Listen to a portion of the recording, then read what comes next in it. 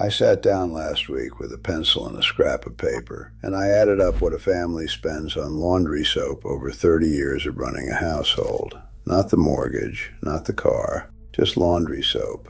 The number came to a little over $6,000. $6,000 to wash your clothes. $200 a year, year after year, carried out of your house in a heavy plastic jug and handed to a company that will never once tell you there was another way. But my grandmother never spent more than about $6 a year doing the same job. She made her own. 3 things off the bottom shelf of the store, mixed in a bowl on a Saturday afternoon, poured into a jar, and set on the shelf. And that jar washed the laundry of 8 people for the better part of a year. My name is Pastor Eli, and I want to show you today, right down to the spoonful, exactly what went into that jar. Because the recipe is simple, friend. It always was. The trouble is that nobody profits from telling you about it, and so almost nobody does. Now, I'd be a poor shepherd if I only gave you the pretty half. So I'm going to tell you plainly what this soap does well and what it does not. And I need to warn you about something before we go any further. There is one ingredient in this recipe that looks almost exactly like another one sitting right beside it on the same shelf. Same aisle, similar box, easy to confuse. Grab the wrong one and the whole batch is useless, and you'll blame the recipe when the recipe was never the problem. I'll show you which box to reach for and which to leave alone, because that mistake is the single biggest reason people try this and give up. Stay with me for that. Let me tell you how this recipe found me, because I didn't go looking for it. A deacon in our church passed last winter. Good man, steady hands, never wasted a thing in his life.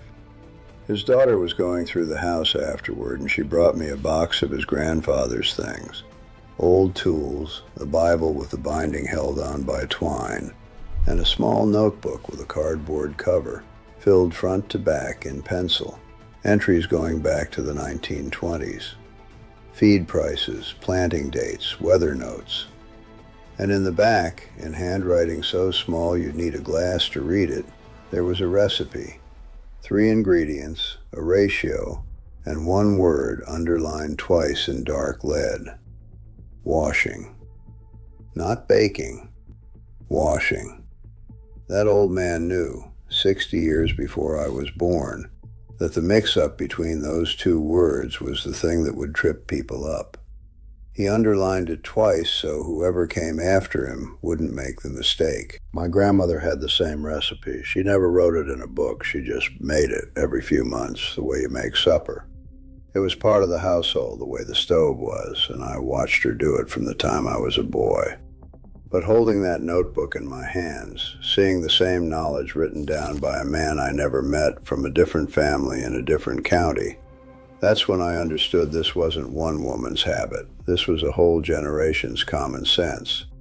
And it was just sitting there on the bottom shelf, waiting for us to remember. Now, getting clothes truly clean is not the complicated business the companies would have you believe. Think about what happens to your shirt after a long day.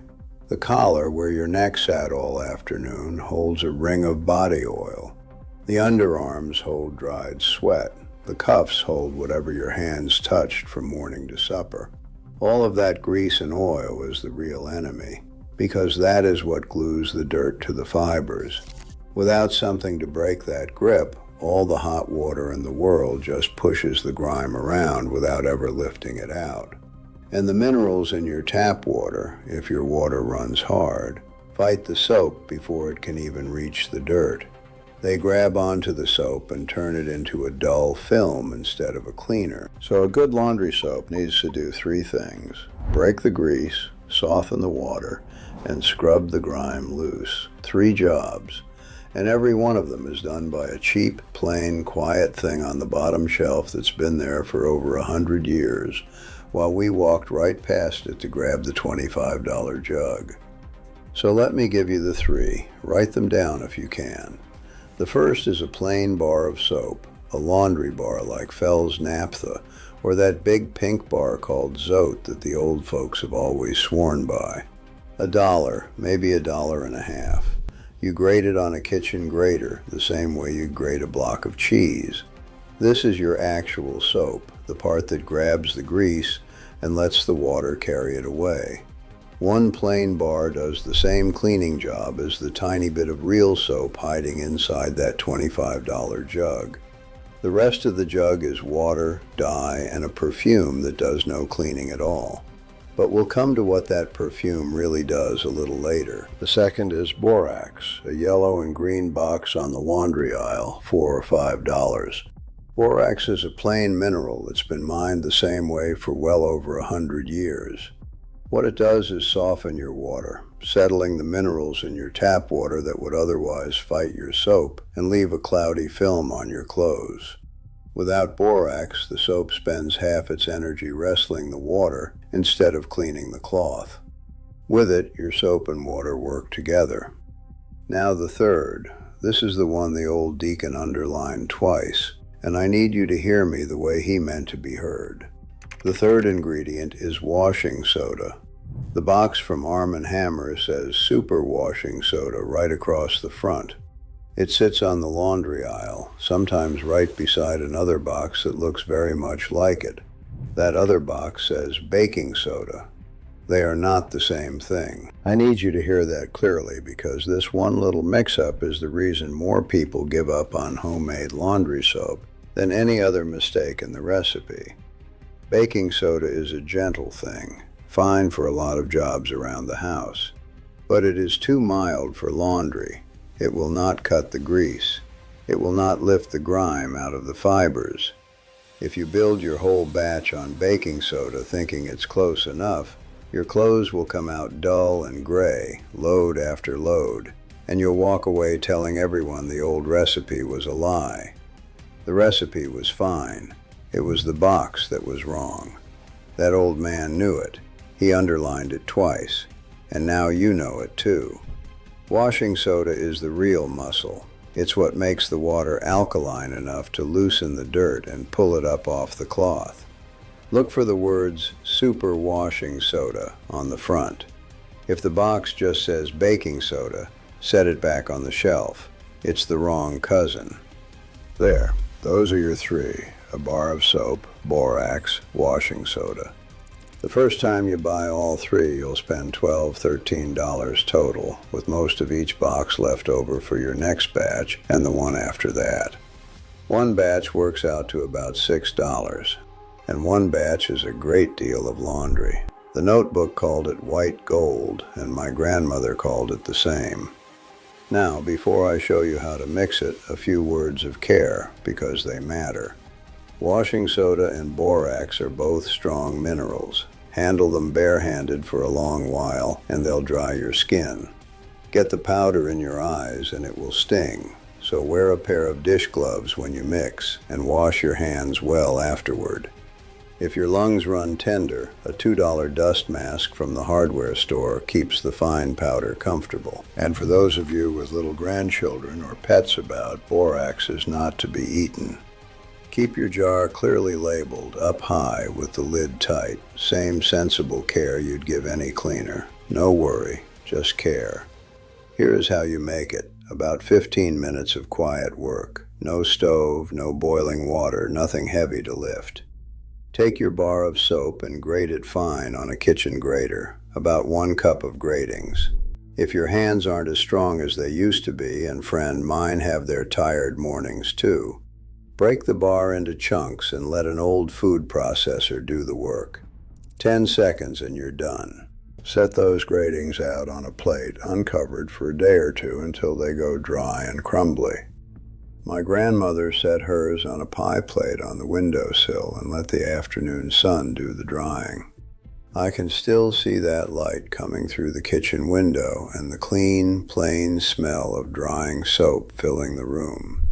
She'd say, "Good things take a little patience, and the Lord's been saying so since the beginning." Dry gratings mix smoother, dissolve better in the wash, and keep in the jar without clumping. When they're good and dry, put them in a big mixing bowl. Add 2 cups of borax and 2 cups of washing soda. 1 part soap, 2 parts borax, 2 parts washing soda. That's the same ratio the notebook had and the same my grandmother used. If you've got a bigger household, double everything. The proportions stay the same. Stir gently with a wooden spoon. Do it near an open window or out on the porch because the powders kick up a fine dust if you stir too fast. Slow and easy. When the whole thing looks even, spoon it into a jar or an old coffee can. Put the lid on tight to keep the moisture out and set it up on the shelf. My grandmother kept hers in a mason jar with a strip of tape across the front and her own handwriting on it. White gold. And when a bar of soap got down to the last little sliver, too small to hold in your fingers, she didn't throw it away. She'd drop it in a tin beside the sink. When the tin was full, she'd grate those slivers into the next batch. Nothing wasted, not even the tail end of a bar of soap. That tin of slivers sat on the kitchen counter for as long as I can remember. Now let me tell you how to use it, because this is where a little knowledge makes all the difference. You use 1 tablespoon per load. 1. Maybe 2 if the load is large and the clothes are truly dirty from real work. 1 tablespoon. That is the reason a $6 batch lasts the better part of a year. You're using a quiet spoonful where the store had you pouring out half a cup of watered-down blue liquid. Toss it right in with your clothes before you start the machine. If you've got one of the high-efficiency front loaders, this powder is just right for it. Almost no suds, and low suds is exactly what those machines want. It works in cold water, and it works in hot. For a load of whites or some real ground-in grime, a warm wash helps the washing soda do its finest work. For your everyday colors, cold water does the job and saves you a little on the heating bill, which is just one more quiet way this jar keeps blessing your household. I mixed my first batch on a Saturday afternoon last fall. That Monday I washed a load of my own work shirts, the kind I wear in the garden and around the house, shirts that had been through years of that blue store detergent. When I pulled them out, they were cleaner than they'd been in a long time, and there was no smell on them at all. Not a perfume, not a chemical, just clean cloth. I stood there holding a shirt to my face, and I thought, this is what clean actually smells like when you take the fragrance away. It smells like nothing, like air and dry cotton. And I realized I'd been so accustomed to that manufactured scent that I'd forgotten what plain clean was. Your nose learns the habit, and then the habit sells you the next jug. For a stubborn stain, grass on the grandchildren's knees, a spot of gravy on the Sunday shirt. Take a pinch of the powder, mix it with a few drops of warm water to make a thick paste, and work it into the spot with an old toothbrush. Let it sit 10 or 15 minutes, then wash as usual. And if your machine's book says to use only approved detergents, you can still use this. Run an empty hot wash with a cup of vinegar once a month to keep any residue from building up inside the drum. 5 minutes of housekeeping and the machine stays happy. Now, everything I've shown you so far will serve you well, but there is one more piece to this, and I've been holding it back because it's the piece that matters most. It is the reason some folks follow every step I've just given you, use the right box, measure the right amount, do everything right, and still walk away disappointed. And it is the reason I almost didn't make this video, because once you hear it, you'll wonder why nobody told you sooner. If you've stayed with me this far, stay just a little longer. It's your water. Most of this country has hard water, water with dissolved minerals in it. Those minerals fight your soap. They grab onto the soap and the dirt and leave a dull, stiff film on the cloth. The borax helps with this, but in really hard water, a soap wash can still leave your towels stiff or your darks faded over time. And this is the #1 reason people try homemade soap, decide it doesn't work, and go right back to the store. The same soap that cleans beautifully in my own house. It was never the soap, it was the water. And nobody told them the fix. The fix costs almost nothing. Plain white vinegar, the cheap gallon, half a cup poured into the rinse cycle in the fabric softener slot. Into the rinse, not in with the soap. That's important. The vinegar cuts through the mineral buildup and leaves your laundry soft and bright. And it won't smell like vinegar when it dries. The scent rinses away completely. If you're not sure whether your water is hard, try this. Fill a glass jar halfway with tap water. Add 1 small drop of liquid dish soap. Put the lid on tight and give it a good shake. If it foams easily and the water stays clear, your water is soft and you may not need the vinegar at all. If it barely foams and goes cloudy, your water is hard, and that splash of vinegar in the rinse will change everything for you. Half a cup of vinegar in the rinse is the whole difference between this soap is wonderful and this soap doesn't work. That is the trick nobody hands you. Now let me keep my word about the whole truth. This soap does a fine job on the everyday wash, and that is the great bulk of what any family washes. Sweat, body oils, dust, ordinary dirt. For all of that, it cleans well and gently for pennies. And because there's no manufactured dye or fragrance in it, a lot of folks simply prefer how it treats their clothes. No lingering chemical smell. Just clean. What it does not do as well is fight tough set-in stains. Store detergents have laboratory-made ingredients called enzymes, built specifically to break down things like dried blood and deep grease. This powder doesn't have those. For the hard stains, treat the spot first with the paste, then wash. For the everyday load, the powder alone is plenty. That's the truthful shape of the tool. Now, friend, this is the part of our visit that grieves me, and I wanted you to have the recipe safe in your hands before I said it. Think about that bright jug on the store shelf. The dye costs the company almost nothing. The fragrance, the priciest ingredient in the bottle, does no cleaning at all. It's there to teach your nose a habit. Year after year, load after load, your mind was quietly trained to connect that particular manufactured smell with the idea of clean, so that a shirt with no dirt on it and no odor at all, just a plain shirt, fresh and simple, started to feel like it wasn't clean enough, because it didn't smell like the jug. Your nose was turned into a customer without your knowing it. They didn't just sell you soap, friend. They sold you the habit of buying soap. And a habit you never think to question is the most profitable product ever made, because it fills the cart again next month, all by itself. $200 a year sounds small. It sounds like nothing, really, just part of running a house. But sit down with a pencil the way I did and multiply it by 30 years of keeping a family in clean clothes. $6,000. $6,000 to wash laundry. My grandmother, doing it her way with that jar of white gold, spent about $180 in that same 30 years. The difference between those two numbers is a good used car, or a year of groceries, or 20 Christmases of presents for the grandchildren.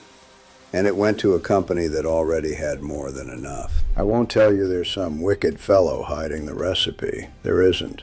It's simpler and sadder than that. There is no money in 3 boxes on the bottom shelf.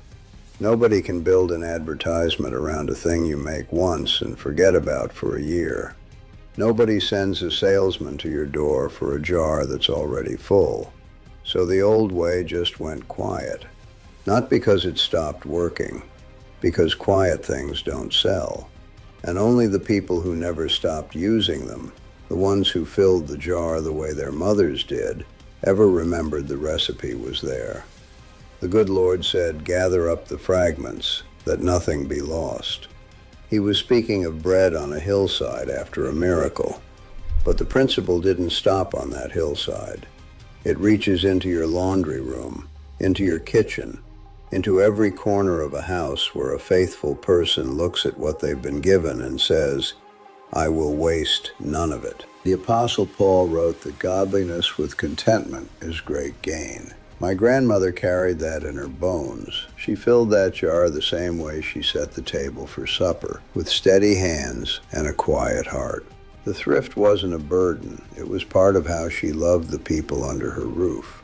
And that old deacon's notebook, with the recipe in pencil in the back, with the word washing underlined twice in dark lead, that wasn't just a man writing down how to make soap. That was a man making sure whoever came after him wouldn't have to learn the hard way. That's what the old God-fearing folks did. They didn't just live well, they wrote it down so you could too. That's the inheritance they left us, not money. Most of them had precious little. They left us a way of living where you take what you have and you make it do, where you owe no man anything, like Paul wrote to the church in Rome, where contentment isn't settling for less, it's the freedom of needing less. So here is what I want you to do this week. Go to the store, walk past the bright jugs, find the bottom shelf, get a box of washing soda, not baking soda, the one that says super washing soda on the front. Get a box of borax, get a plain bar of laundry soap, and pick up a gallon of white vinegar while you're there. Grate your bar, let the gratings dry a day on a plate. Mix 1 cup with 2 cups of borax and 2 cups of washing soda. Stir slow, spoon it into a jar. 1 tablespoon per load, a splash of vinegar in the rinse if your water runs hard. Wear your gloves when you mix, and keep that jar labeled and up away from the little ones.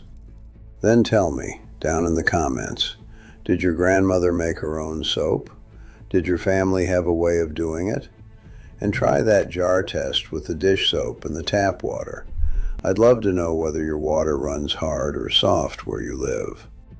I read every one of these, and the old ways you share with each other are a big part of why I keep doing this. Next time I'm going to show you a $4 powder that keeps every crawling bug and pest out of the house and the pantry without a single drop of poison from the store. The exterminator down the road would rather you never heard of it. It's another piece of that same quiet wisdom, and it's the natural next step after today. Subscribe and walk along with me so you don't miss it. Until then, look well to what you've been given. Waste nothing, and God bless.